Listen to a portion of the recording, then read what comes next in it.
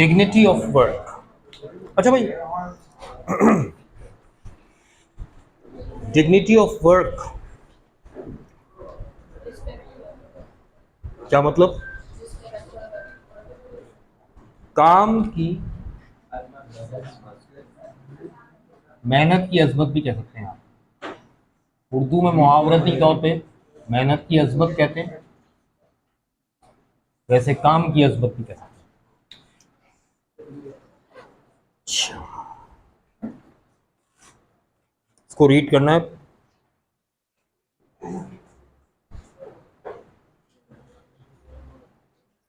एक बुक मुझे चाहिए होगी। हाँ जी।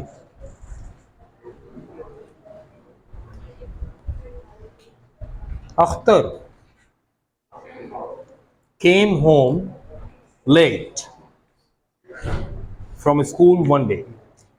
एक रोज अख्तर जो है, बच्चे का नाम है, स्कूल से देर से आया, ताखिर से आया। He was feeling cross. भाई, क्रॉस का मतलब क्या है? हाँ, फ्यूरियस, एंग्री, आसान अल्फाज में, ठीक है ना। Annoyed,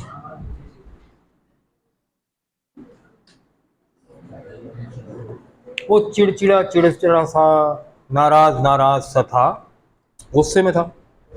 and looked untidy. बेटे, टाइडी का वर्ड जब हम कहते हैं ना, तो इसका मतलब होता है नीट एंड क्लीन, साफ सुथरा। और अनटाइडी इसका क्या हो जाएगा? ऑपोजिट, यस, मैसी, डिसऑर्गेनाइज, बिल्कुल कह सकते हैं। लेकिन ना डिक्शनरी मीनिंग है डिसऑर्गेनाइज्ड, हम कहेंगे डर्टी, मैला कुचैला। अब सुनो गौर से, तवज्जो रखना भाई। देखो, एक मीनिंग होते एक वर्ड के डिक्शनरी मीनिंग, एक मीनिंग होते हैं कॉन्टेक्सचुअल मीनिंग, कि उस कॉन्टेक्स्ट में उस वर्ड के क्या मीनिंग निकल रहे हैं, ठीक है ना। दोनों सही हैं। कॉन्टेक्सचुअली इसका मतलब है गंदा संदा, मैला कुचैला हो रहा था, दिखाई दे रहा था। When his mother asked him the reason, जब उसकी वालिदा ने उससे वजह पूछी, he did not answer, उसने जवाब नहीं दिया। Everybody was surprised to find him so cross. घर का हर फर्द, हर एक हैरान था उसे इस तरह से नाराज देखकर या गुस्से में देखकर। As the family sat down to lunch, जब सारी फैमिली, खानदान के अफराद लंच के लिए, जोहराने के लिए, दोपहर के खाने के लिए बैठे, द चिल्ड्रंस फेवरेट अंकल, बच्चों के जो फेवरेट अंकल थे, फेवरेट का मतलब क्या होता है? पसंदीदा, हर दिल अजीज। अंकल जो थे, mister Inayat, came to visit them, उनके यहाँ आए, उनसे मिलने आए। The children were very happy to see them, बच्चे उन्हें देखकर बड़े खुश थे।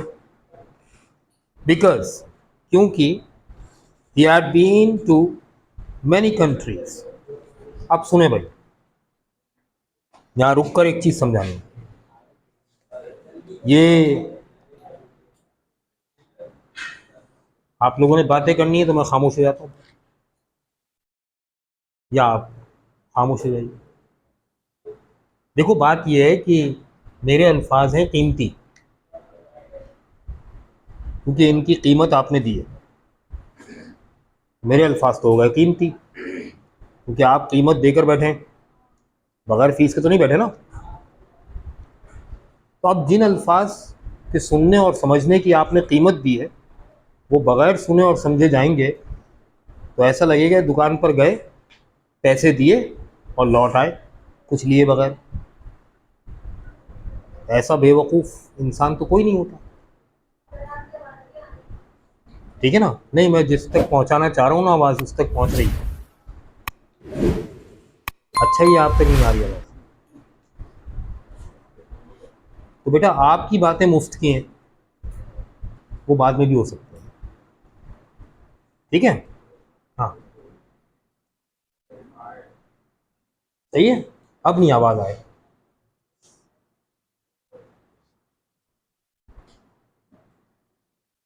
आखिरी बात, बिल्कुल, मैं जब तक मुस्कुरा रहा होता हूँ ना, तब तक बड़ा अच्छा लगता हूँ। ठीक? अच्छा भाई, आ रही आवाज़? गुड। देखिए, अगर ये कहा जाए he has gone to England,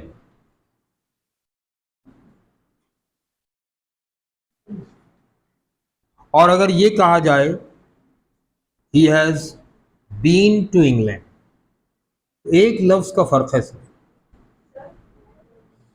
एक मिनट, एक मिनट, तवज्जो से। यहां गॉन लिखा है, यहां बीन लिखा है। उर्दू में तर्जुमा एक ही है, वो इंग्लैंड यानी इंग्लिस्तान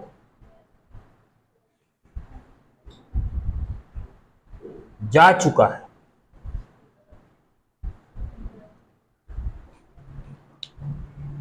इसका भी ट्रांसलेशन यही है, इसका भी फर्क बताइए। हाँ, हाँ, बिल्कुल, he has been abroad. He has been abroad की मीनिंग चेंज है। ही हैज बीन अब्रॉड का मतलब बाहर ही है।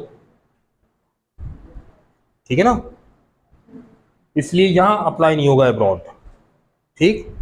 टू के साथ फिर हमें बताना पड़ेगा उस कंट्री। अब सुने गौर से, he has gone to England का मतलब वो इंग्लैंड जा चुका है। That means he is not here right now, he is in England. ठीक है? यानी पहले वाले सेंटेंस का क्या मतलब है? ही इज नॉट या no more here but in England now. वो अब यहां नहीं है, बल्कि अब इंग्लैंड में। ठीक है? सही है। लेकिन अब किसी ने मुझसे पूछा, सर आप इंग्लैंड की बातें बता रहे हैं, क्या आप इंग्लैंड जा चुके हैं? हाँ हाँ, मैं इंग्लैंड जा चुका हूं। क्या मैं इंग्लैंड में हूं? अब ये जा चुका हूं का क्या मतलब है? एक बार, पहले, कभी, है ना? राइट? तो इसका मतलब ही इज बैक, वापस आ चुका है। ठीक है? But once or more he has been there. ठीक है? He has been to England, मगर एक या दो बार या इससे ज्यादा बार वो इंग्लैंड जा चुका है, मगर इस वक्त यही है, इंग्लैंड में नहीं है। He is not in England now, he is here, but once or twice or more he has gone to England and returned here, जा चुका है और वापस आ चुका है, और अब कह रहा है कि हाँ भाई मैं इंग्लैंड जा चुका हूँ। तो इसका मतलब ये हुआ कि वो इस वक्त इंग्लैंड में नहीं है। बात समझ में आई? मतलब होकर आ चुका है, यूं समझ लो। तो फिर हैज बीन टू कहेंगे, और सिर्फ गया है, वापस नहीं आया है, तो फिर गॉन टू। सही है? अब आइए, है दोनों present perfect tense, same tense है। अब कह रहे हैं he has been to, he have been to many countries, वो बहुत सारे ममालिक में जा चुके थे, यानी जा जाकर आ चुके थे, यूं समझ लीजिए। And always told them interesting stories, और हमेशा बच्चों को दिलचस्प दिलचस्प कहानियां सुनाया करते थे, वाकयात सुनाया करते थे जो वो देखते थे दूसरे मुल्कों में। बच्चों के लिए वो इंटरेस्टिंग होती थी बातें, लंबी लंबी छोड़ते थे वो। अब अख्तर, अख्तर सिस्टर, अख्तर की एक बहन है, आ रही है आवाज? उनका नाम क्या है? Rukhsana. Told uncle Inayat that Akhtar had come home unhappy. अब देखो, बुक लिखने का सलीका यही होता है कि जो वर्ड आपने पढ़ा था उसका सिनोनिम आपको बुक में ही मिल गया। अब क्रॉस का मतलब क्या है? कॉन्टेक्स्ट में ही हमें मीनिंग मिल गया ना। अब देखो, रुखसाना ने अंकल इनायत को बता दिया कि अख्तर स्कूल से घर लौटा है कैसा? अनहैप्पी। ठीक है।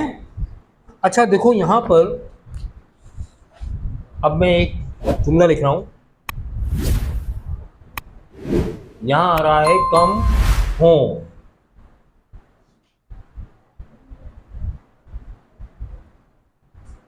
अगर मैं यूं कहूं, बल्कि कम की भी जरूरत नहीं, मैं अगर यूं कहूं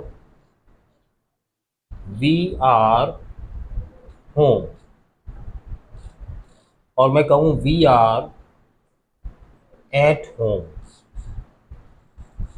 तो दोनों के मीनिंग में फर्क है। वर्ड एक ही है होम, मीनिंग में फर्क पड़ जाएगा। देखो, रीडिंग करने का एक मकसद तो ये है कि हमें ये चैप्टर इसलिए रीड करना है कि इसके क्वेश्चन आंसर याद करने हैं और पेपर में लिखने। दूसरा मकसद ये है कि हम जो रीड कर रहे हैं लैंग्वेज, उस लैंग्वेज में ग्रामर क्या कह रही है, वोकैबुलरी क्या कह रही है, हमें वो भी तो चाहिए ना। अब देखो, यहाँ पर होम का वर्ड इस्तेमाल हुआ है, Akhtar had come home, come to home नहीं, कम होम। तो होम के मीनिंग क्या है यहाँ पर? घर। अब देखो, होम के दो मीनिंग है। होम जब प्रेपोजिशन के साथ आएगा तो इस प्रेपोजिशन का ऑब्जेक्ट है, ऑब्जेक्ट ऑफ प्रेपोजिशन है।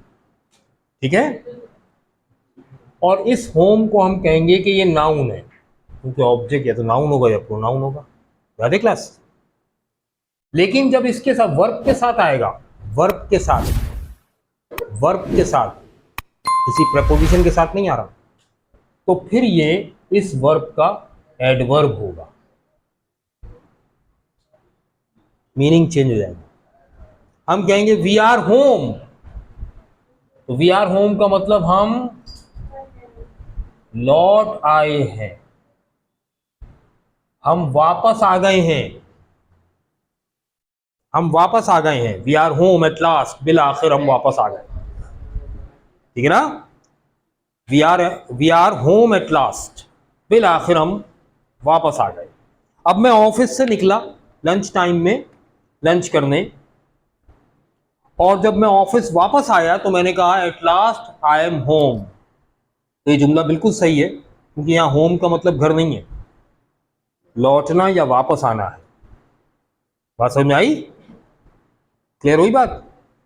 लेकिन अगर होम का वर्ड एट के साथ आएगा तो अब होम का मतलब घर है, तो हम कहेंगे वी आर एट होम, यानी हम घर पर हैं।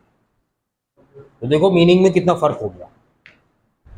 मैं ऑफिस वापस आऊंगा लंच टाइम के बाद, ऑफिस वापस आया हूं, तो मैं नहीं कहूंगा आई एम एट होम, मैं कहूंगा आई एम होम।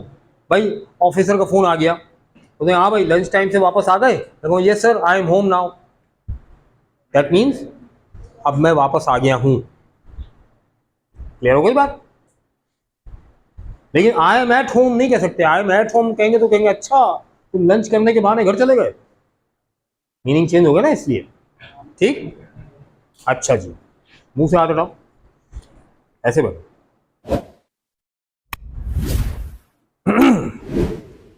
अब क्या हुआ? हाँ, Akhtar had come home unhappy, Akhtar नाराज नाराज, चिड़चिड़ा चिड़चिड़ा, नाखुश लौटा है। कम वर्ब है और उसके फौरन बाद होम आ गया, इसका मतलब लौटना है। ठीक है।